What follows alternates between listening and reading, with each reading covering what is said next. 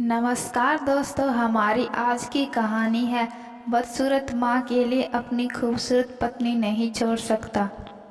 महेश और कमला की शादी को कई वर्ष बीत गए थे, मगर उनको कोई संतान नहीं थी।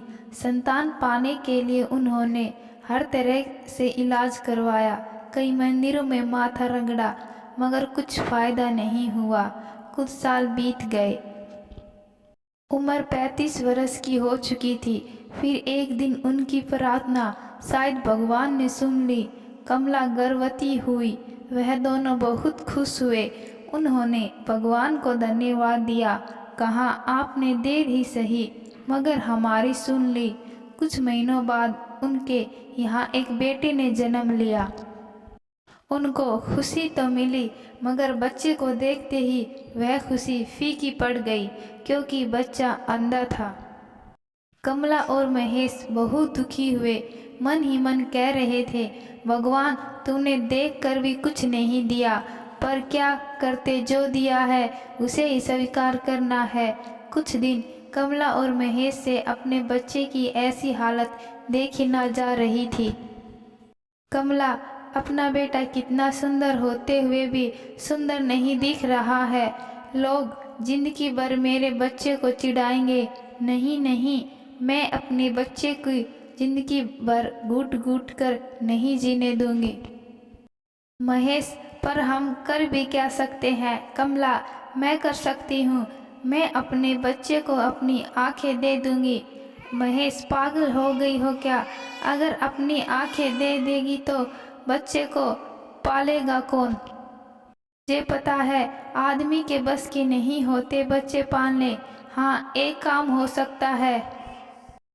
महेश ने कमला से कहा। कमला, क्या? महेश, अगर हम दोनों अपनी एक एक आंखें अपने बच्चे को दे दे तो हमारा बच्चा भी इस दुनिया को देख पाएगा और लोग हमारे बच्चे को बदसूरत भी नहीं कहेंगे। हाँ जी, आप सही कह रहे हो, हम ऐसे ही करेंगे। अगली ही सुबह वे दोनों डॉक्टर के सलाह लेने हॉस्पिटल गए।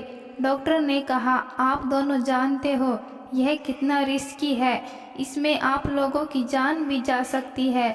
कमला, हमारी जान की कोई परवाह नहीं है, हमारे बच्चे को कुछ नहीं होना चाहिए। डॉक्टर, बच्चे को कुछ नहीं होगा।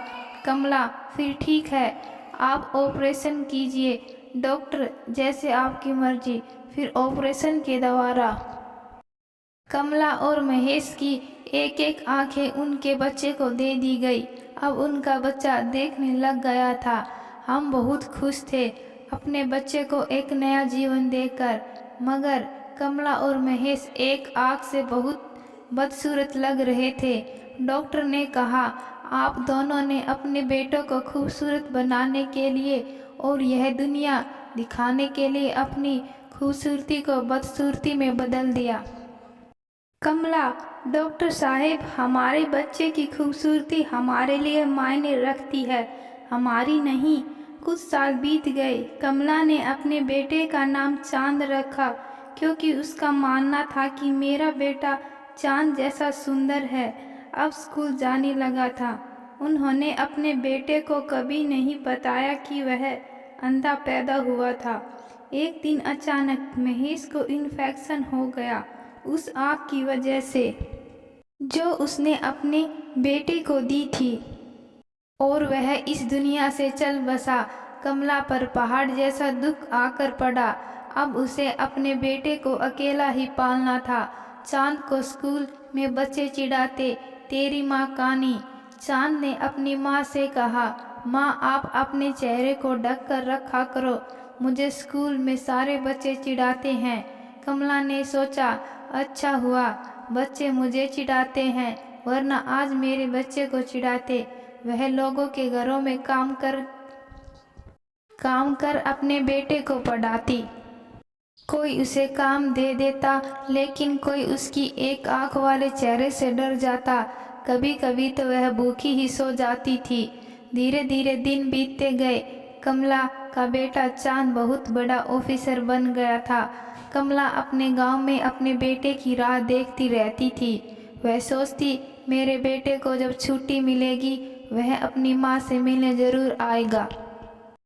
मगर कई साल बीत गए, उसका बेटा लौट कर नहीं आया। एक दिन कमला ने सोचा, चलो शायद बेटे को नौकरी से टाइम नहीं मिला होगा, मैं ही बेटे से मिल आती हूँ। यह सोचकर वह बेटे से मिलने दिल्ली पहुँची। मगर उसे उसके बेटे उस पते पर नहीं मिला जो पता उसको दिया था। वह ढूंढते ढूंढते एक सड़क पर चक्कर खाकर गिर पड़ी। तभी उसे एक हवलदार ने उठाया और पूछा, आपको कहाँ जाना है अम्मा? उसने अपने बेटे का नाम और पहचान बताई। हवलदार उसे उसके बेटे के पास ले गया। कमला ने देखा कि उसका बेटा इतने बड़े बंगले में रहता है। तभी अचानक दरवाजे पर घंटी बजी। आप कौन? हमने कामवाली को लगा लिया है, अब आपकी जरूरत नहीं है, एक सुंदर सी औरत ने कमला से कहा। उसके साथ एक बच्चा था। वह कमला को देखकर डरने लगा। उस औरत ने गार्ड को बुलाकर कहा, इस औरत को बाहर करो, मेरा बच्चा डर रहा है इससे। कौन है रीमा? अंदर से कमला का बेटा चांद आया।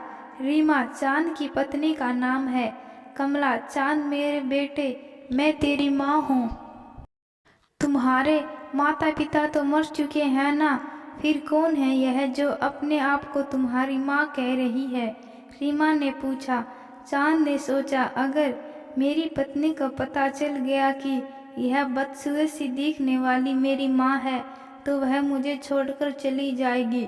एक बदसूरत माँ के लिए इतनी सुंदर पत्नी को नहीं छोड़ सकता। चांद होगी कोई पागल औरत। कमला ने कहा, मैं पागल नहीं हूँ बेटे, मैं तेरी माँ हूँ। वह कहती रही मगर चांद ने उसकी तरफ मुड़कर भी नहीं देखा।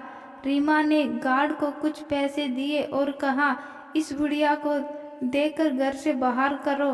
तो गार्ड ने कमला का हाथ पकड़ा और घर से बाहर तक छोड़ दिया। गार्ड ने कमला पर दया आ रही थी। उसने पूछा, क्या सच में ही साहिब आपके बेटे हैं अम्मा? कमला ने सोचा, जब बेटे ने ही ठुकरा दिया तो मैं क्यों इस गार्ड के सामने अपने बेटे को बदनाम करूं? कमला, नहीं, यह मेरा बेटा नहीं है, मैं तो पागल हूँ, कुछ भी बोलती रहती हूँ। ये कहकर वहाँ से चल दी।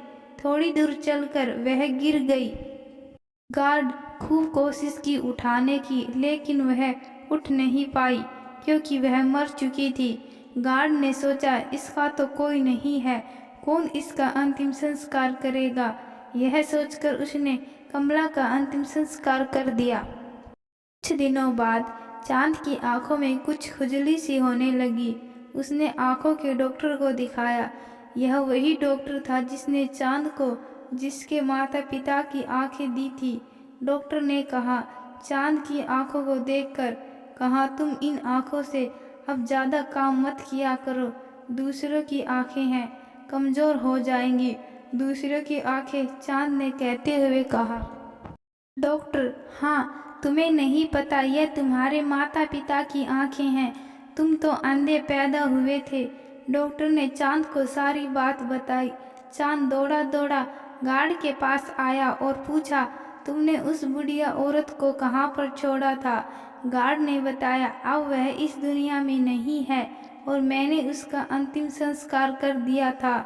चांद ने गार्ड के पैर पकड़ लिए और कहा, तुम धन्य हो, जो फर्ज मैंने निभाना था वह तुमने निभाया। और रोते रोते कहने लगा कि माँ कभी भी बदसूरत नहीं होती।